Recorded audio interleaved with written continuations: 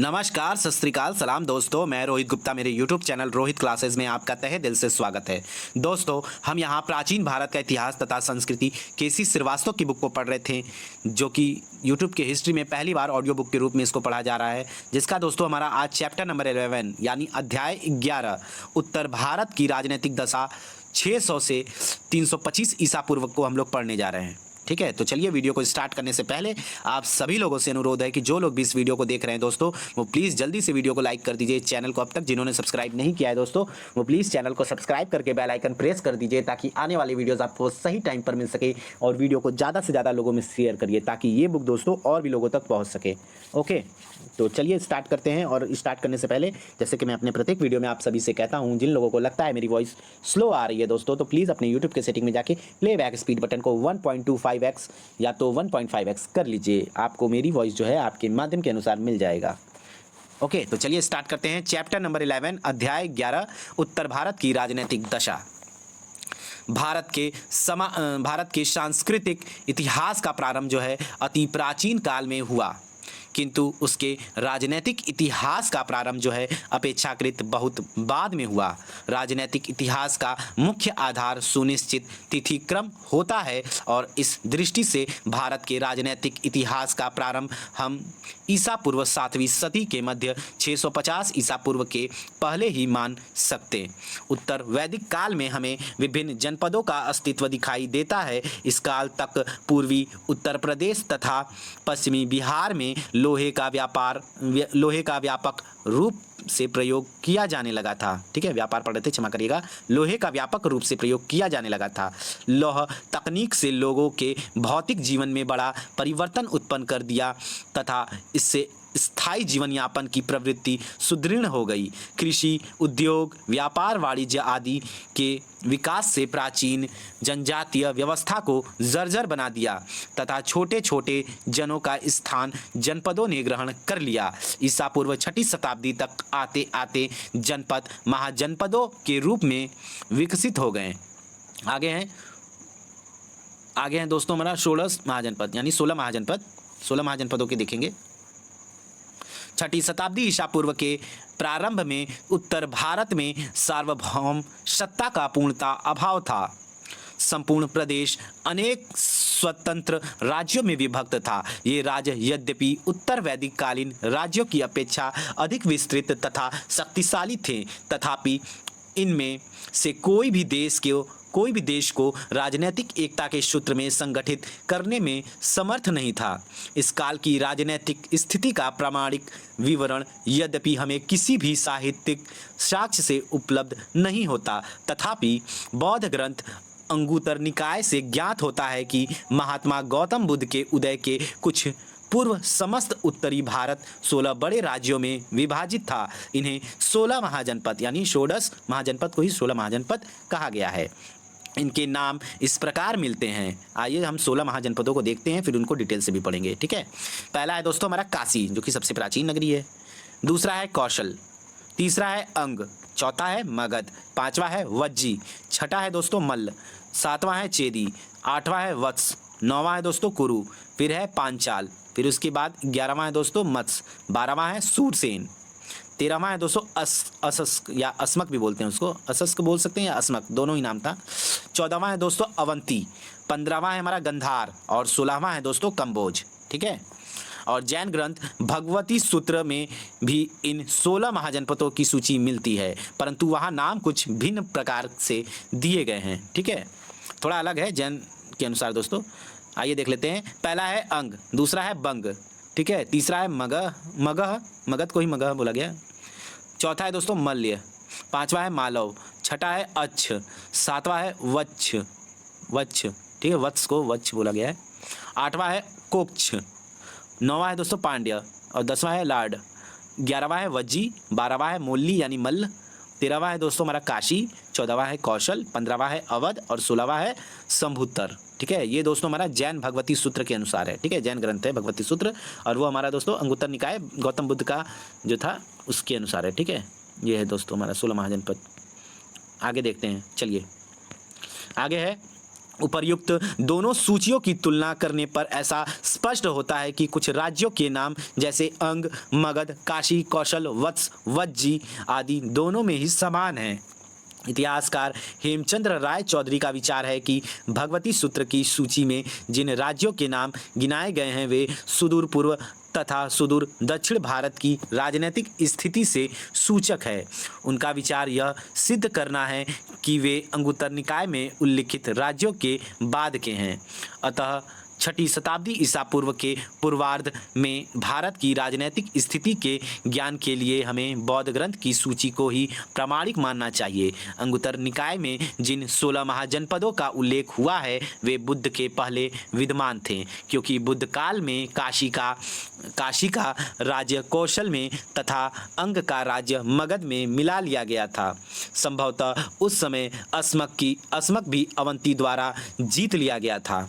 ठीक है, आगे इसी प्रकार वज्जी का उल्लेख यह स्पष्ट करता है कि महाजनपद विदेह राजतंत्र के पतन के बाद 6ठी शताब्दी ईसा पूर्व के कुछ पूर्व ही अस्तित्व में आए होंगे।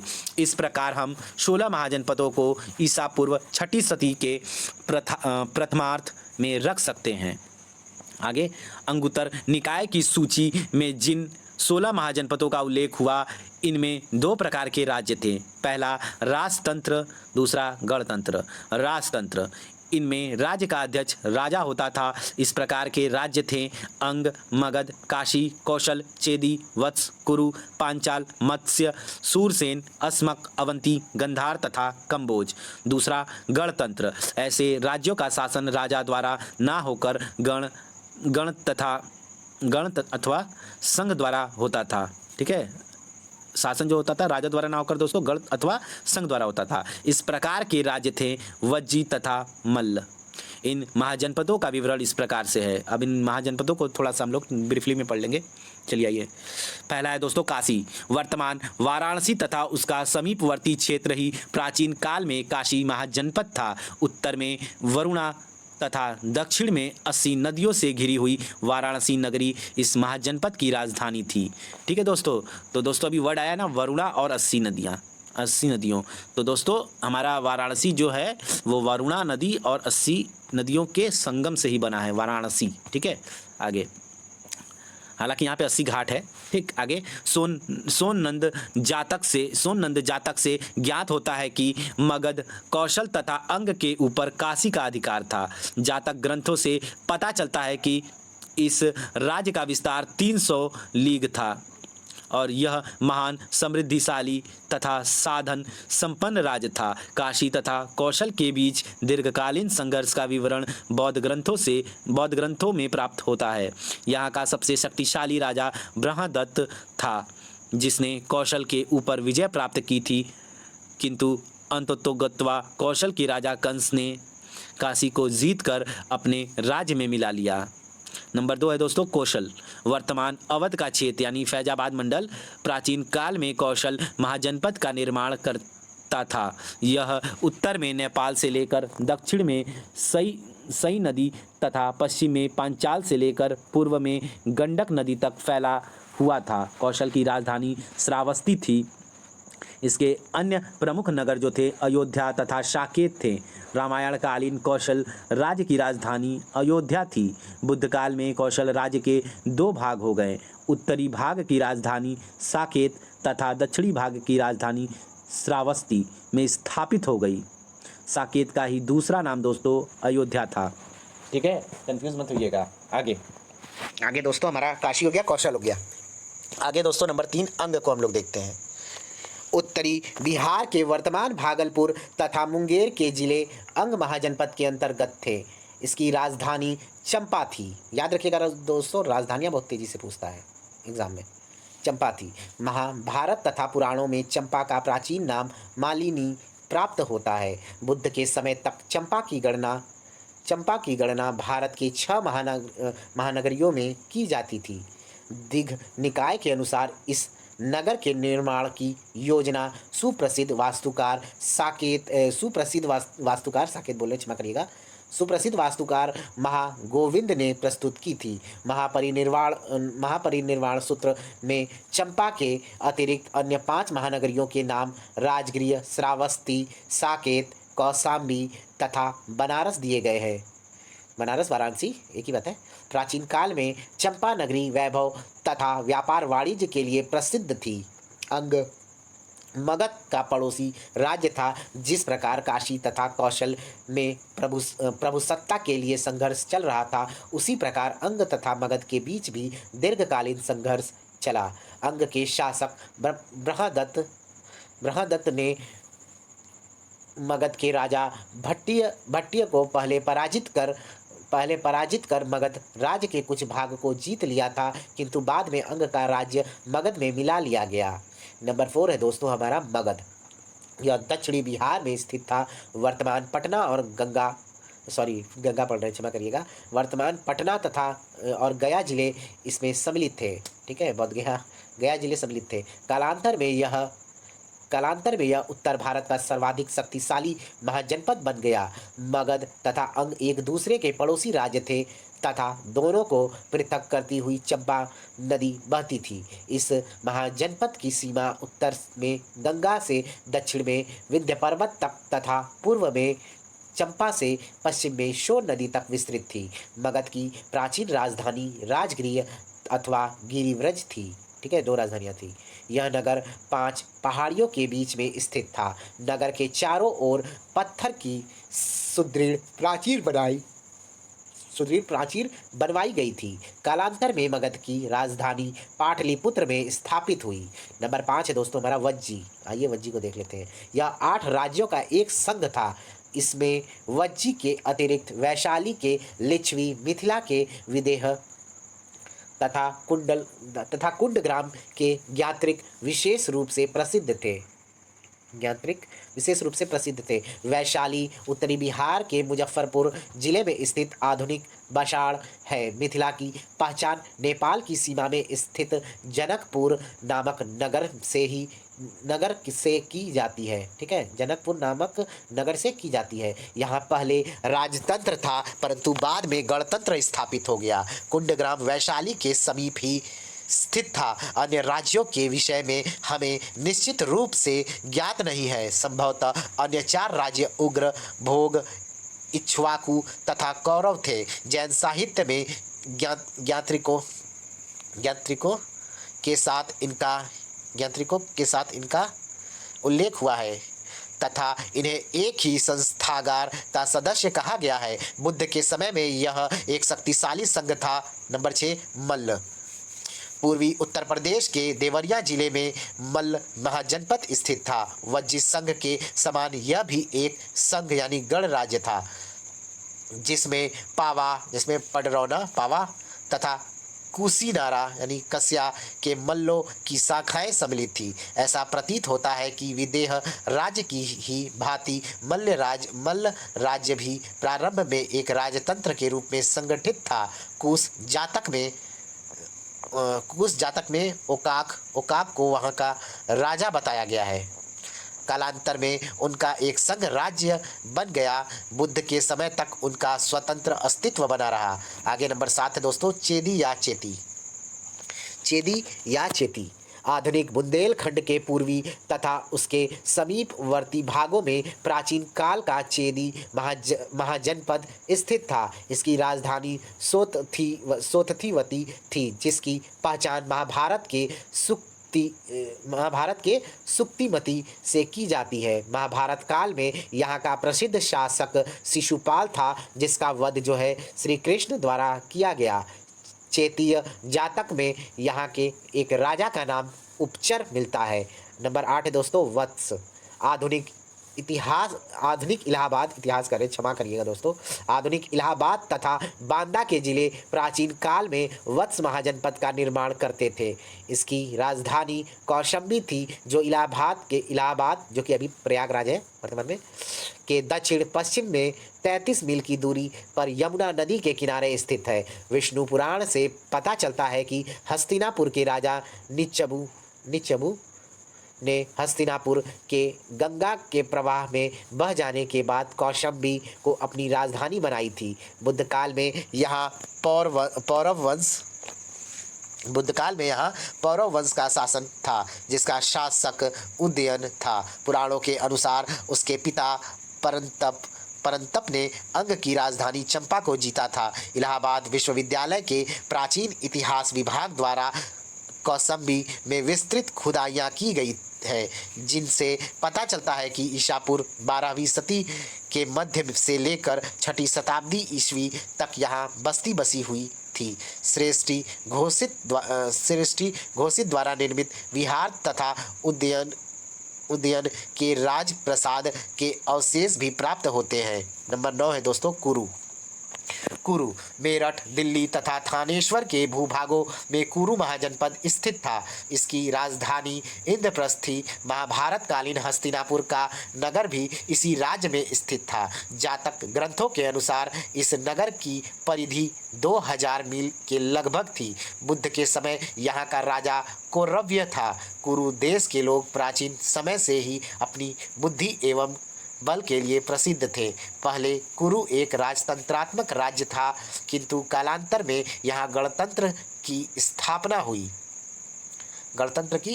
हुई। आगे है 10वां नंबर पांचाल। आइए पांचाल को देख लेते हैं।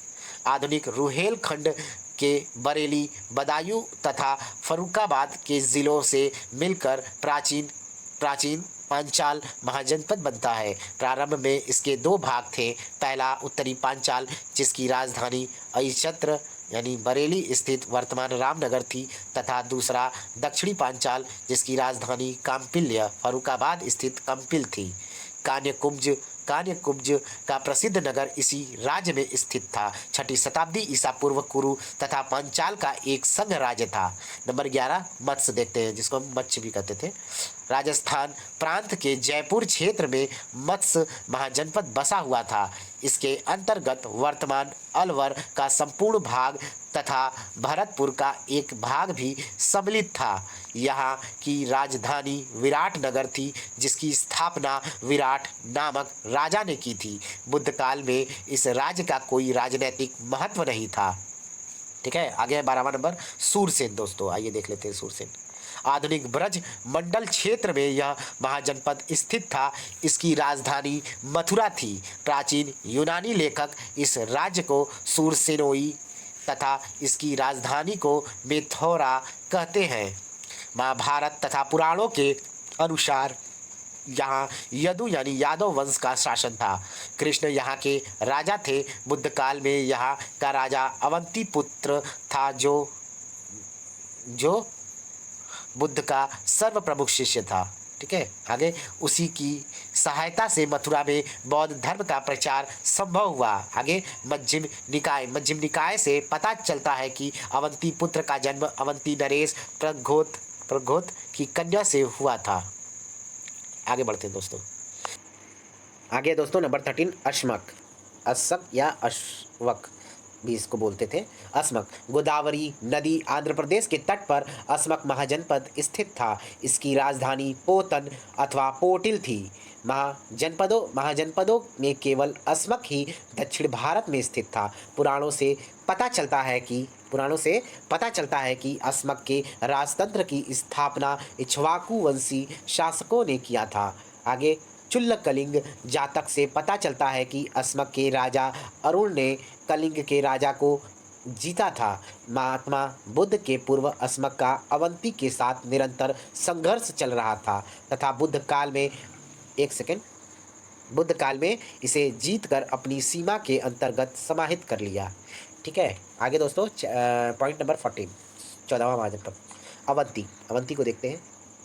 अवंती पश्चिमी तथा मध्य मालवा के क्षेत्र में अवंती महाजनपद बसा हुआ था। इसके 2 भाग थे। उत्तरी अवंती, जिसकी राजधानी दोस्तों उज्जैनी थी, तथा दूसरा दक्षिणी अवंती, जिसकी राजधानी महिष्मती थी। ठीक है, दूसरी राजधानी महिष्मती थी। दोनों के बीच में वैत्रवती नदी बहती थी।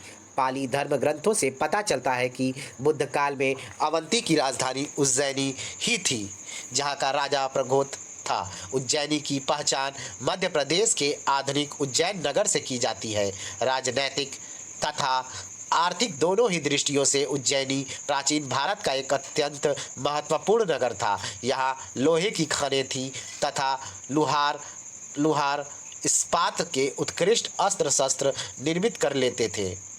इस कारण यह राज्य सैनिक दृष्टि से अत्यंत सबल हो गया। यह बौद्ध धर्म का भी प्रमुख केंद्र था, जहाँ कुछ प्रसिद्ध बौद्ध भिक्षुक निवास करते थे। आगे है नंबर 15 दोस्तों, गांधार। ठीक है, गंधार वर्तमान पाकिस्तान के पेशावर तथा रावलपिंडी जिलों की भूमि पर गंधार महाजनपद स्थित था। इसकी राजधानी तक्षशिला में थी। रामायण से पता चलता है कि इस नगर की स्थापना भरत के पुत्र तक्ष ने की थी। इस जनपद का दूसरा प्रमुख नगर पुष्कलावती था। तक्षशिला प्रमुख व्यापारिक नगर होने के साथ साथ शिक्षा का भी प्रसिद्ध केंद्र था। 6ठी शताब्दी ईसा पूर्व के मध्य में यहाँ पुष्कशाती अथवा पुष्कर सारिन नामक राजा राज्य कर रहा था। उसने मगधराज बिंबिसार के दरबार में अपना एक दूत मंडल भेजा था और इस प्रकार गंधार तथा मगध राज्यों के बीच मैत्रीय संबंध स्थापित हुआ। पुष्कशाती ने अवंती के ऊपर आक्रमण कर वहां के राजा प्रघोत को पराजित किया था। नंबर 16 दोस्तों, कंबोज। दक्षिणी पश्चिमी कश्मीर तथा काफिरिस्तान के भाग को मिलाकर प्राचीन काल में कंबोज महाजनपद बना था। इसकी राजधानी राजपुर अथवा हाटक थी। यह गंधार का पड़ोसी राज्य था। कालांतर में यहाँ राजतंत्र के स्थान पर संघ राज्य स्थापित हो गया। कौटिल्य ने कंबोजों को वार्ता शास्त्रोपजीवी संघ अर्थात कृषि, पशुपालन, वाणिज्य तथा शस्त्र द्वारा जीविका चलाने वाला कहा है। प्राचीन समय में कंबोज जनपद अपने श्रेष्ठ घोड़ों के लिए विख्यात था। इस प्रकार 6ठी शताब्दी ईसा पूर्व के प्रारंभ में उत्तर भारत विकेंद्रीकरण एवं विभाजन के दृश्य उपस्थित कर रहा था। जिन 16 महाजनपदों के नाम ऊपर गिनाए गए हैं, उनमें पारस्परिक संघर्ष, विद्वेष एवं घृणा का वातावरण व्याप्त था। ठीक है, आगे प्रत्येक महाजनपद अपने राज्य की सीमा बढ़ाना चाहता था। काशी और कौशल के राज्य एक दूसरे के शत्रु थे। प्रारंभ में काशी विजयी रहा, परंतु अंतोगत्वा वह कौशल की विस्तारवादी नीति का शिकार बना। इसी प्रकार अंग, मगध तथा अवंती और अस्मक भी परस्पर संघर्ष में उलझे हुए थे। गणराज्यों का अस्तित्व राजतंत्रों के लिए असहा हो रहा था। प्रत्येक राज्य अपने पड़ोसी की स्वतंत्र सत्ता को समाप्त करने पर तुला हुआ था। अन्य जनपदों की स्थिति भी इससे भिन्न नहीं रही होगी। इस विस्तारवादी नीति का परिणाम अच्छा निकला। निर्बल महाजनपद शक्तिशाली राज्यों में मिला लिए गए, जिसके फलस्वरूप देश में एकता की प्रवृत्ति को बढ़ावा मिला। ठीक है, आगे है 4 शक्तिशाली जनतंत्र करें राजतंत्र दोस्तों। 4 शक्तिशाली राजतंत्र, आइए इसको देख लेते हैं। इसके बाद 4 शक्तिशाली राजतंत्र पढ़ने के बाद दोस्तों हम लोग वीडियो को समाप्त करेंगे। ठीक है, ज़्यादा लंबा नहीं, छोटा ही वीडियो। चलिए, 6ठी शताब्दी ईसा पूर्व के उत्तरार्ध तक आते आते हमें उत्तर भारत की राजनीति में 4 शक्तिशाली राज्यों का प्रभुत्व दिखाई देता है। ऐसा प्रतीत होता है कि 16 महाजनपदों की पारस्परिक प्रतिद्वंदिता एवं संघर्ष के फलस्वरूप अनेक छोटे जनपदों का बड़े राज्यों में विलय हो गया और इस प्रकार केवल 4 बड़े राजतंत्र ही प्रमुख रहे।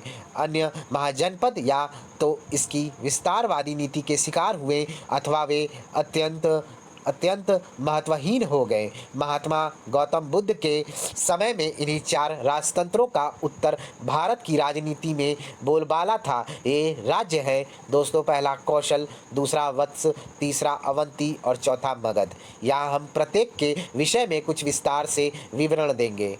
आगे पहला है कौशल। कौशल उत्तर पूर्व भारत का प्रमुख राज्य था जिसकी राजधानी श्रावस्ती थी। महात्मा बुद्ध के पूर्व ही कंस नामक राजा ने काशी राज्य को जीता था। जातक ग्रंथों में कंस को वाराणसिंघो अर्थात बनारस पर अधिकार करने वाला कहा गया है। याद रखिएगा, बनारस पर अधिकार करने वाला कहा गया। आगे, कंस का पुत्र तथा उत्तराधिकारी महाकौशल हुआ। उसके समय में कौशल का काशी पर पूर्ण अधिकार हो गया। काशी के मिल जाने से कौशल का प्रभुत्व अत्यधिक बढ़ गया। काशी व्यापार तथा वस्त्रोद्योग का एक महत्वपूर्ण केंद्र था और तक्षशिला, सौवीर तथा अन्य दूरवर्ती स्थानों के साथ उसका व्यापारिक संबंध था। इस राज्य के मिल जाने से कौशल की राजनीतिक तथा आर्थिक समृद्धि बढ़ गई। पूर्व में उसका प्रतिद्वंदी राज्य मगध था। कौशल तथा मगध के बीच वैमनस्य का मुख्य कारण काशी का राज्य था, जिसकी सीमाएं दोनों ही राज्यों को स्पर्श करती थी। बुद्ध के समय कौशल का राजा प्रसेनजित था। वह महाकौशल का पुत्र था। उसने मगध को संतुष्ट करने के लिए अपनी बहन महाकोशला अथवा कोशला देवी का विवाह मगध नरेश बिंबिसार के साथ कर दिया तथा दहेज में काशी अथवा उसके कुछ ग्राम दिए। अतः बिंबिसार के समय तक इन दोनों राज्यों में मैत्री संबंध कायम रहा, परंतु बिंबिसार के पुत्र अजातशत्रु के समय में कौशल और मगध में पुनः संघर्ष छिड़ा। संयुक्त निकाय में प्रसेनजित तथा अजातशत्रु के संघर्ष का विवरण मिलता है। ज्ञात होता है कि प्रथम युद्ध में अजातशत्रु ने प्रसेनजित को परास्त किया तथा उसने भागकर श्रावस्ती में शरण ली, किंतु दूसरी बार अजातशत्रु पराजित हुआ और बंदी बना लिया गया। कालांतर में प्रसेनजित ने मगध से संधि कर लेना ही श्रेयस्कर समझा और उसने अपनी पुत्री वाजिरा का विवाह अजातशत्रु से कर दिया।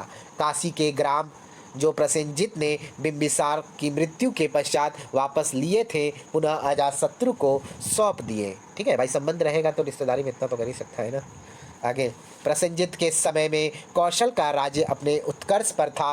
काशी के अतिरिक्त उसका कपिलवस्तु के शाक्य, केशपुत्र के कालाम, पावा और कुशीनारा के मल्ल, रामगाम के कोलीय, पिपलीवन के मौर्य आदि गणराज्यों पर ही अधिकार था। ठीक है, पिपलीवन का जो राजकुमार था दोस्तों वो चंद्रगुप्त मौर्य थे। ठीक है, याद रखिएगा। आगे, अधिकार था। बौद्ध ग्रंथ संयुक्त निकाय के अनुसार वह 5 राजाओं के एक गुट का नेतृत्व करता था। प्रसेनजित महात्मा बुद्ध एवं उनके मत के प्रति श्रद्धालु था। ठीक है, आगे, बुद्ध उसकी राजधानी में प्रायः जाते तथा विश्राम करते थे। प्रसेनजित का पुत्र तथा उत्तराधिकारी विड्डूडब हुआ। याद रखिएगा, विड्डूडब हुआ। संयुक्त निकाय से पता चलता है कि प्रसेनजित के मंत्री दिग्चारण ने विड्डूडब के साथ मिलकर कौशल नरेश के विरुद्ध षड्यंत्र किया। विड्डूडब ने अपने पिता की अनुपस्थिति में राज सत्ता पर अधिकार कर लिया। प्रसेनजित ने भागकर मगध राज्य में शरण ली, किंतु राजगृह नगर के समीप पहुंचने पर थकान से उसकी मृत्यु हो गई।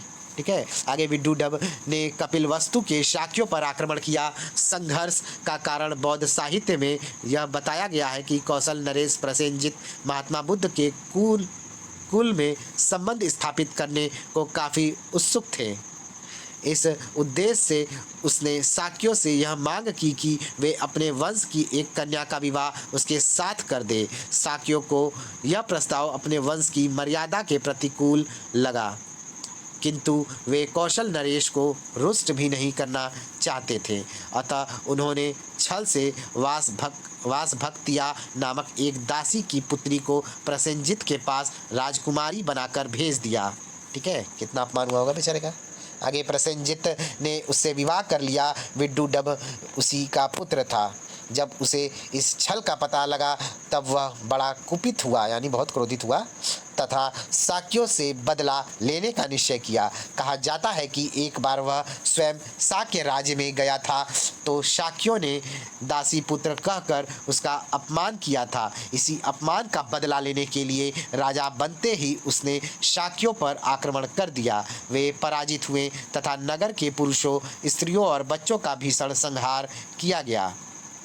उनमें से अनेक ने भाग कर अपनी जान बचाई, किंतु विड्डूढब को अपने दुष्कृत्यों का फल तुरंत मिला। शाक्यों के संहार के बाद जब वह अपनी पूरी सेना के साथ वापस लौट रहा था तो अचिरावती राप्ती नदी की बाढ़ में अपनी पूरी सेना के साथ नष्ट हो गया। ठीक है, पाप करेगा तो मिट्टी में ही ना मिलेगा। आगे जैसी करी वैसी बननी। आगे रिच डेविड्स ने इस कथा की प्रामाणिकता को स्वीकार किया है। यह घटना महात्मा बुद्ध के परिनिर्वाण के कुछ पहले की है।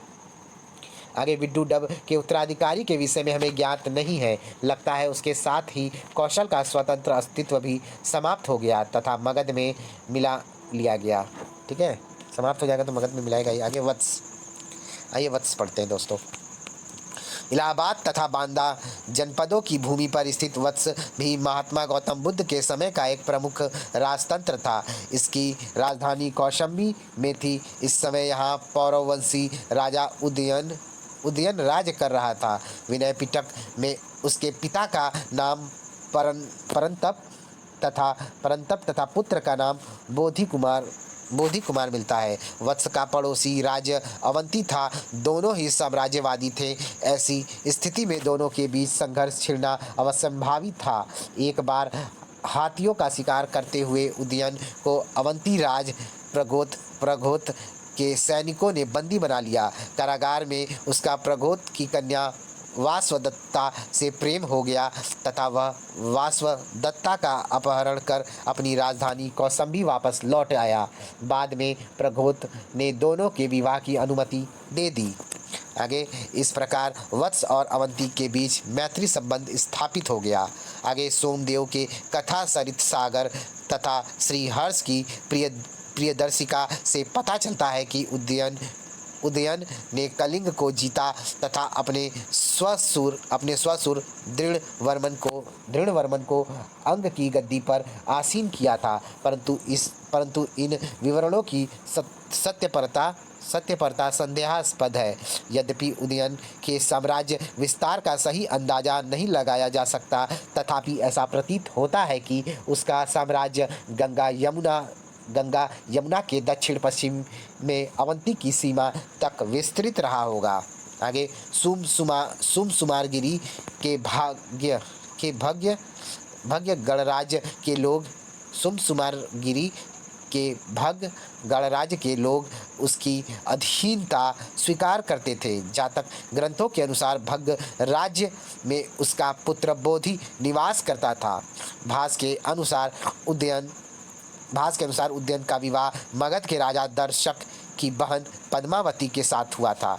इससे उदयन मगध का भी मित्र बन गया तथा अब वह मगध के विरुद्ध अवंती की सहायता नहीं कर सकता था। आगे देखते हैं दोस्तों, सहायता नहीं कर सकता था। आगे उदयन प्रारंभ में बौद्ध मतानुयायी नहीं था, किंतु बाद में प्रसिद्ध बौद्ध भिक्षु पिंडोल ने इसे बौद्ध मत में दीक्षित किया। कौशाम्बी में इस समय कई मठ थे, जिनमें घोषिताराम सर्वप्रमुख था। इसका निर्माण श्रेष्ठी दोषित से करवाया था। बुद्ध स्वयं इन मठों में जाते तथा विश्राम करते थे। बौद्ध धर्म का केंद्र होने के साथ साथ कौशाम्बी प्रसिद्ध व्यापारिक नगर भी था। कौशाम्बी की खुदाइयों से उदयन के राजप्रसाद के अवशेष मिलते हैं, जिससे उसकी ऐतिहासिकता की पुष्टि हो जाती है। उदयन के बाद वत्स राज्य का इतिहास अंधकारपूर्ण है। लगता है उसके साथ ही इसकी स्वतंत्रता का विलोप हो गया तथा यह राज्य अवंती के अधीन चला गया। ठीक है, आगे दोस्तों हम लोग अवंती देखेंगे। आइए अवंती को देख लेते हैं। यह पश्चिमी भारत का प्रमुख राजतंत्र था। अवंती गौतम बुद्ध के समय में यहाँ का राजा प्रगोत था। वह पुलिक का पुत्र था। विष्णु पुराण से पता चलता है कि पुलिक बृहदर्थ वंश के अंतिम राजा रिपुंजय का अमात्य था। उसने अपने स्वामी को हटाकर अपने पुत्र को राजा बनाया। उसके इस कार्य का अनुमोदन समस्त क्षत्रियों ने बिना समस्त क्षत्रियों ने बिना किसी विरोध के किया और प्रगोत को राजा स्वीकार कर लिया। उसकी कठोर सैनिक नीतियों के कारण महावग्ग जातक में उसे चंड प्रगोत कहा गया है। वह एक महत्वाकांक्षी शासक था। उसके समय में संपूर्ण मालवा तथा पूर्व एवं दक्षिण के कुछ प्रदेश अवंती राज्य के अधीन हो गए थे।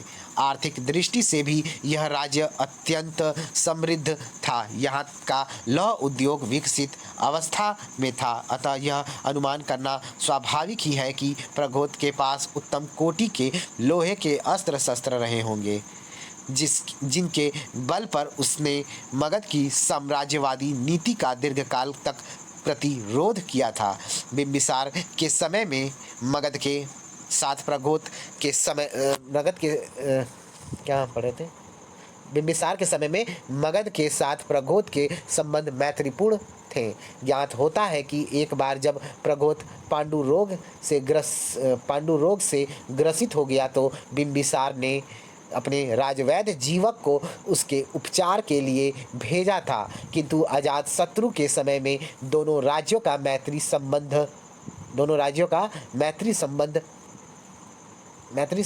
जाता रहा। मध्यम निकाय से पता चलता है कि प्रगोत के आक्रमण के भय से मगध नरेश अजातशत्रु अपनी राजधानी का दुर्गीकरण करवा रहा था। ठीक है, राजधानी का दुर्गीकरण क्या है? करवा रहा था। आगे, किंतु दोनों राजाओं के बीच कोई प्रत्यक्ष संघर्ष नहीं हो पाया। पुराणों में कहा गया है कि वह पड़ोसी राजाओं को अपने अधीन रखेगा तथा अच्छी नीति का नहीं होगा। वह नरोत्तम 23 वर्षों तक राज्य करेगा। प्रगोत बाद में अपने बौद्ध पुरोहित महाकच्यायन के प्रभाव से बौद्ध बन गया। अवंती बौद्ध धर्म का प्रमुख केंद्र बन गया। वहाँ अनेक प्रसिद्ध भिक्षु तथा भिक्षुणियाँ निवास करते थे। ठीक है, आगे दोस्तों निवास करते थे। आगे, प्रगोत के बाद उसका पुत्र पालक अवंती का राजा हुआ। परिशिष्टा पर्वन से पता चलता है कि पालक ने वत्सराज पर आक्रमण कर उसकी राजधानी कौशाम्बी पर अधिकार कर लिया था। आगे दोस्तों, कौशाम्बी पर अधिकार कर लिया था। चलिए आगे देख लेते हैं। आगे, संभवतः उसने अपने पुत्र विशाखयूप को कौशाम्बी का उपराजा बनाया था। पालक ने 24 वर्षों तक राज्य किया। उसके बाद विशाखयूप अजक तथा नंदीवर्धन बारी बारी से राजा हुए, जिन्होंने क्रमशः 50, 21 तथा 20 वर्षों तक राज्य किया। ठीक है, राज्य किया दोस्तों। आगे, इन सब का अंत शिशुनाग ने किया था। ठीक है, आगे हम लोग पढ़ेंगे मगध, मोस्ट इंपॉर्टेंट। बुद्धकालीन राजतंत्रों में मगध सर्वाधिक शक्तिशाली सिद्ध हुआ। आगे चलकर सभी राज्य इसी में मिला लिए गए और एक प्रकार से मगध का इतिहास पूरे भारत का इतिहास है। आगे देखते हैं दोस्तों। ऐतिहासिक काल के मगध साम्राज्य की महत्ता का वास्तविक संस्थापक बिंबिसार था। वह महात्मा बुद्ध का मित्र एवं संरक्षक था। ठीक है, संरक्षक था। आगे दोस्तों देखते हैं। नींद आ रहा है बहुत तेज, कोशिश कर रहे हैं कि ये भी जगह। बिंबिसार एक महान विजेता था। उसने अपने पड़ोसी राज्य अंग पर आक्रमण कर उसे जीता तथा अपने साम्राज्य में मिला लिया। ठीक है, आगे देखते हैं दोस्तों।